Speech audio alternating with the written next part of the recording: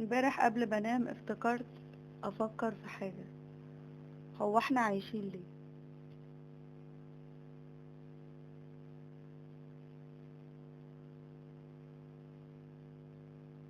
احنا عايشين ليه؟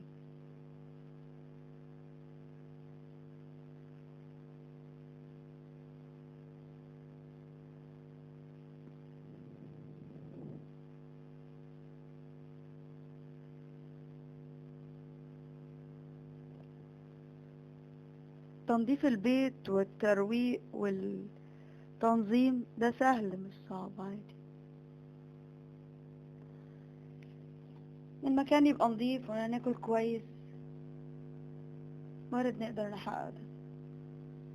اننا نتعلم تعليم حلو، نشتغل شغل كويس. لقيت ان اهم حاجة في حياتنا الحب.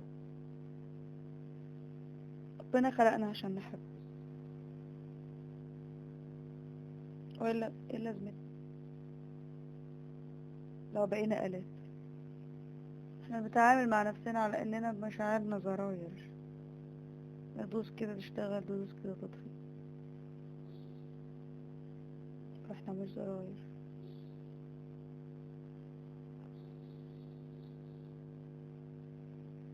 احنا بني ادمين.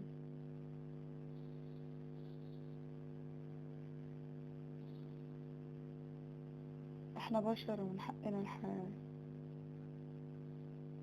من حقنا نعيش مع اللي بنحبه. من غير الحب حياتك لازمتها ايه؟ ممكن ابقى انجح حد في دراستي وشغلي، بس ده بيتحقق لمين؟ لما مفيش حد معايا في حياتي بيكمل مسيرتي، حد يحبني وبيخاف عليا من قلبه. تقدر كده داخل القبر لوحدك. طب انت بقى عايش مع مين عشان لما تخش القبر، لو انت ممكن تتصل بالميت وده طلع حقيقة، يبقى الحد ده يفتكرك بعد الموت ويعمل لك الحاجات الكويسة وانت ميت اللي انت ما عملتهاش في نفسك وانت حي.